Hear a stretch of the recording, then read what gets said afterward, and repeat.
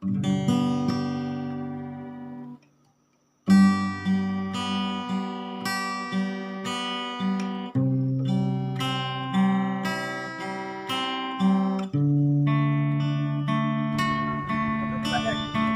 ya, modal.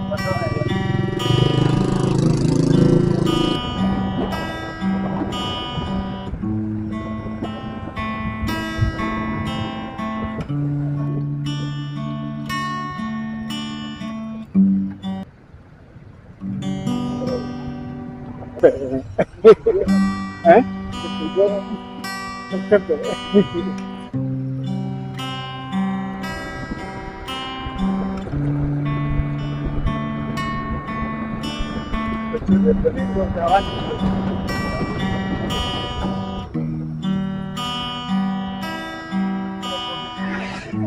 Assalamualaikum warahmatullahi wabarakatuh. Selamat pagi dan salam sejahtera untuk kita semua. Halo kawan-kawan, jumpa lagi dengan Mbah Din Official, channelnya Nafas Tua, yang berisi hiburan dan informasi tentang perjalanan dan tempat wisata atau destinasi. Gimana kabarnya kawan-kawan? Semoga kawan-kawan semua dan keluarga diberikan umur panjang, diberikan kesehatan yang sempurna, diberikan rezeki yang melimpah barokah, dijauhkan dari segala mara bahaya dan bala bencana, dan selalu dalam lindungan Allah Subhanahu wa Ta'ala, Tuhan yang Maha Esa. Amin amin ya Rabbal alamin.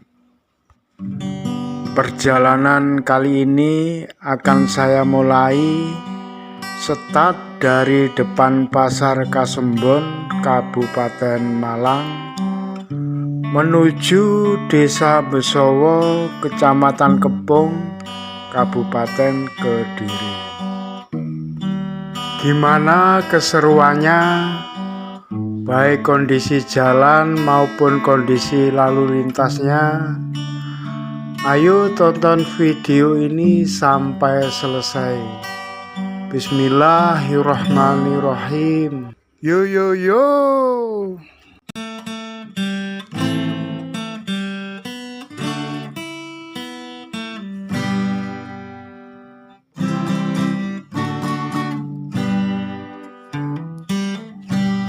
Waya sore aku mlaku karo kancane neng alun-alun, malam minggu pancen rame, muda-mudi kegocekan bebarengan, sing do pacaran lungguh sandingan cilik mesrae. Kutha Kediri wiwit biyen pancen keren, Taman Sekartaji lan Guwa Selo Mangleng, Taman Brantas ana ning pinggir Bengawan, Taman Hutan Jayabaya kaya dene pikiran.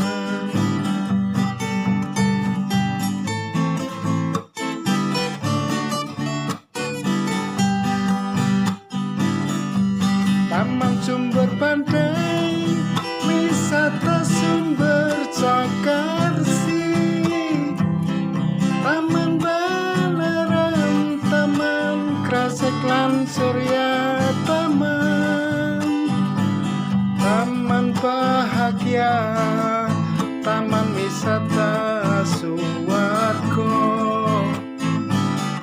kabeh kuwi ning pesantren Pengajian.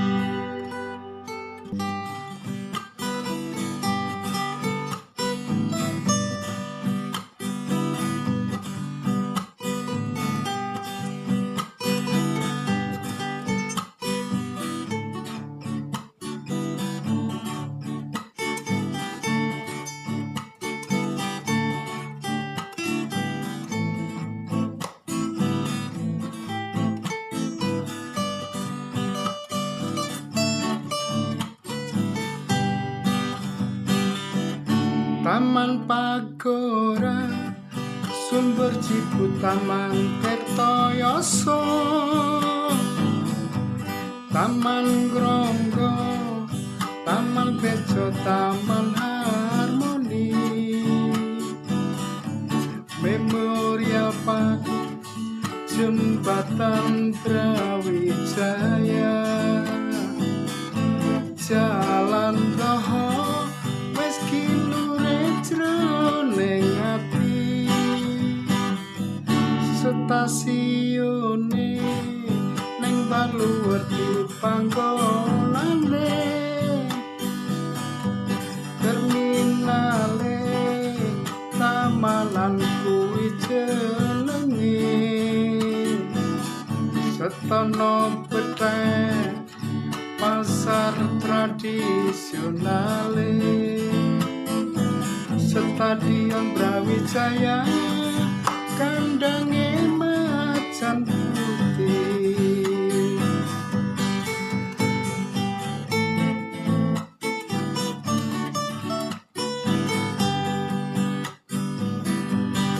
Ojo lali kuliner lan oleh-oleh, pecel punten benjing mriki malih, tahu kuning gedhog pisang cek nyamplenge, kabeh kuwi ana ning kutha Kediri.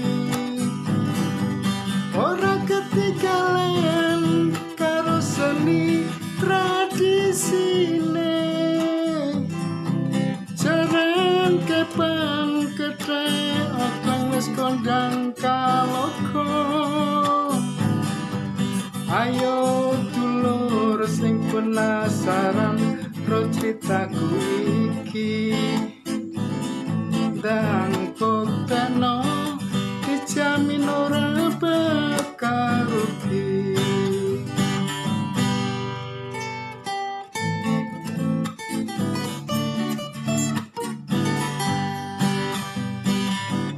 Kutha Kediri wiwit biyen pancen keren, Taman Sekartasi lan Guwa Sela Mangleng, Taman Rantas ana ning pinggir Bengawan, Taman Hutan Jayabaya kaya demi pikiran.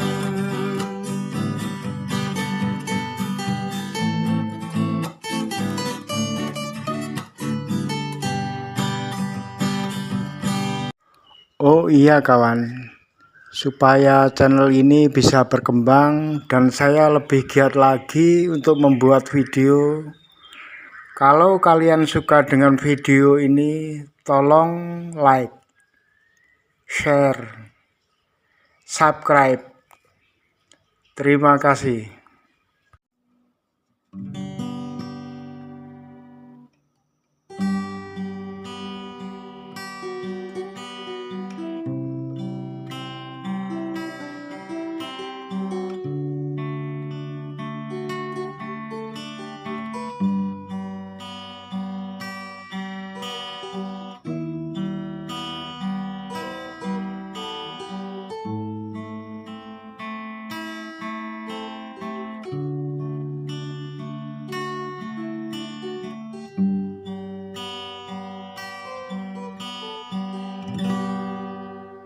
Wengi iku rembulane isin ngetokne wujude,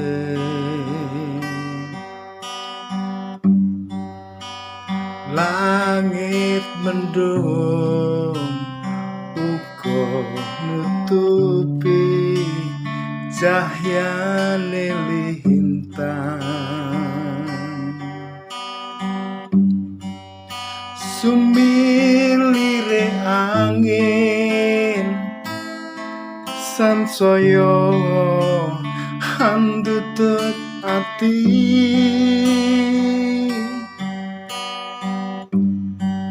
kaya melu nyekseni nalika dhek ninggalke aku.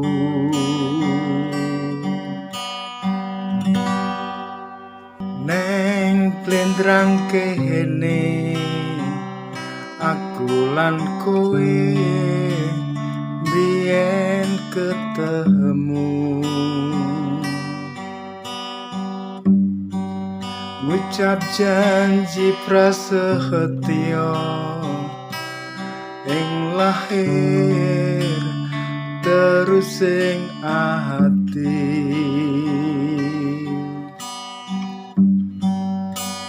Kang nyekseni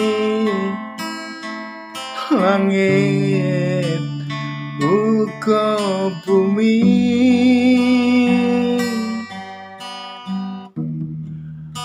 muga-muga Gusti kang kuwasa paring iti.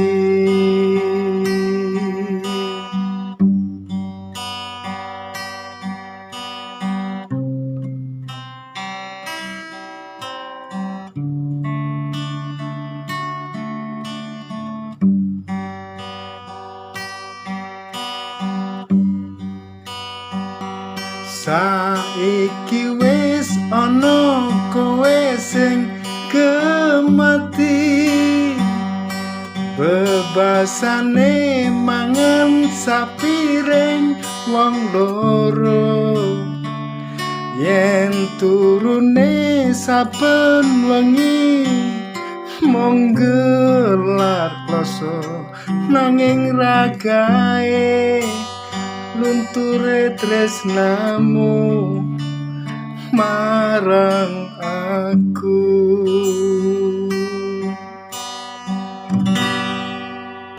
Aku seneng karo caramu yen nyawang aku. Aku ya seneng karo sikap lincah manjamu, asam kemuyumu kae bungae atiku. Muga aku lan kowe tansah nyawiji selawase. Oh iya, kalau kawan-kawan membutuhkan informasi tentang akses ke pantai-pantai di Kabupaten Malang, Kabupaten Blitar, Kabupaten Tulungagung, Kabupaten Trenggalek, dan Kabupaten Pacitan, kawan-kawan bisa lihat video-video yang lain di channel ini. Dan bagi kawan-kawan yang sudah like dan subscribe, saya doakan semoga kawan-kawan dan keluarganya selalu diberi kesehatan yang sempurna, diberi rezeki yang melimpah barokah, dimudahkan segala urusannya, dan selalu dalam lindungan Allah Subhanahu wa Ta'ala, Tuhan yang Maha Esa. Amin amin ya robbal alamin. Plendrang kene aku lan kowe biyen ketemu, ngucap janji prasetyo ing lahir terus ing ati.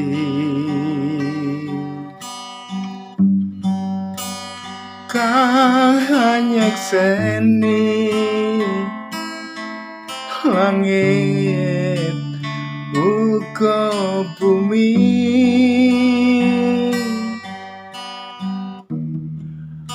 Muga-muga Gusti kang kuwasa paring iti.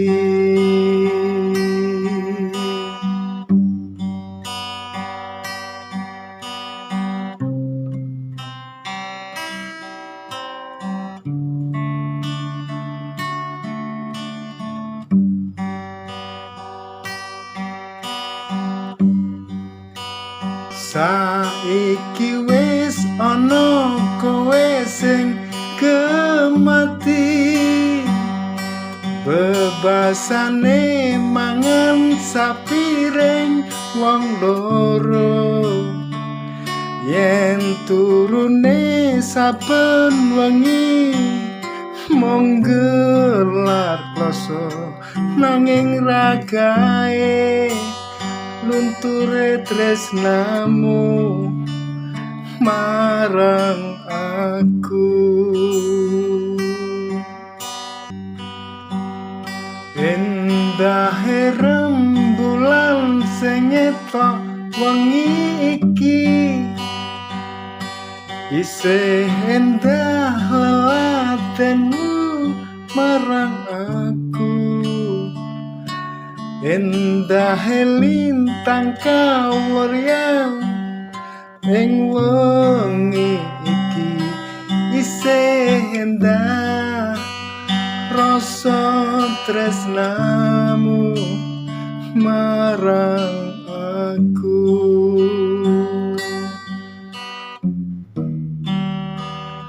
Isih endah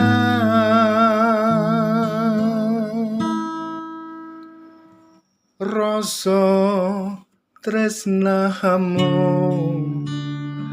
marang aku.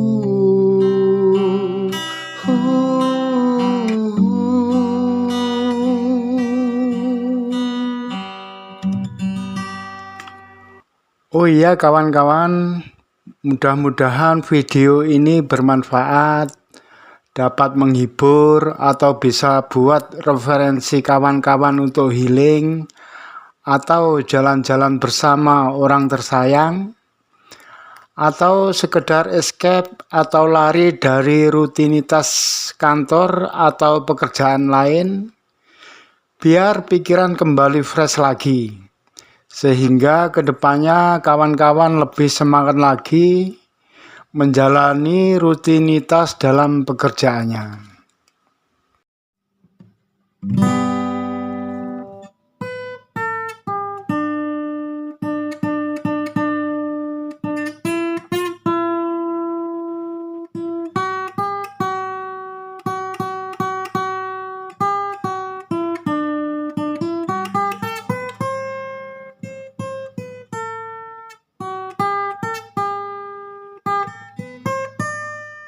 Dalan iki biyen asring tak liwati,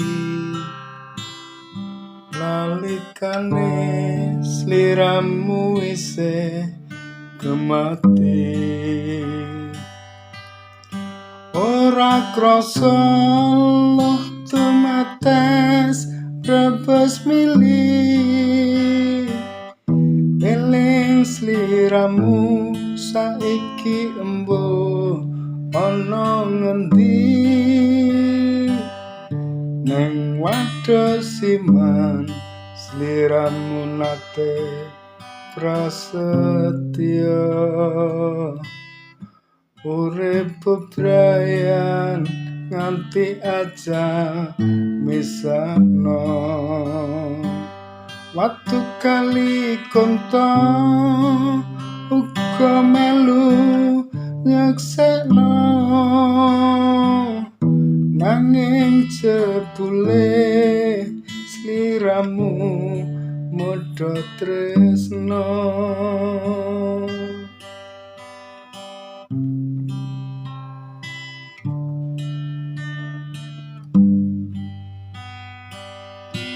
Dohom ayu apa sajane karepmu, dolanan ati sing tansah setya satuhu, aja mung karana ulap karo kebyaren donya, ninggalake aku kang lagi nandang nestapa, mung walengku marang sliramu wong ayu, aja nganti lali karo putra putrimu. Aku wong ora guna melarat lan hina, wis ra duwe pengarepan maneh marang sliramu.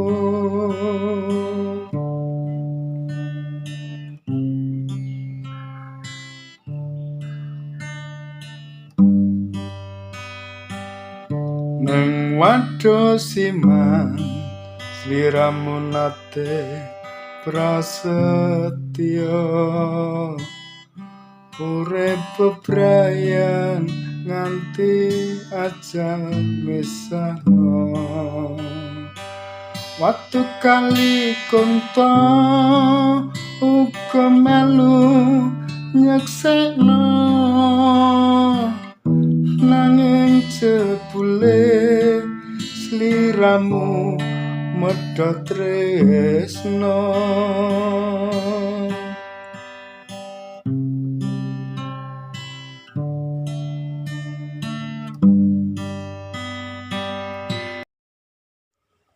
Oke kawan, kita sudah sampai di Desa Besowo, Kecamatan Kebung, Kabupaten Kediri. Terima kasih sudah menonton. Mohon maaf atas segala kekurangan. Salam sehat, tetap semangat, dan jangan lupa bahagia. Wassalamualaikum warahmatullahi wabarakatuh.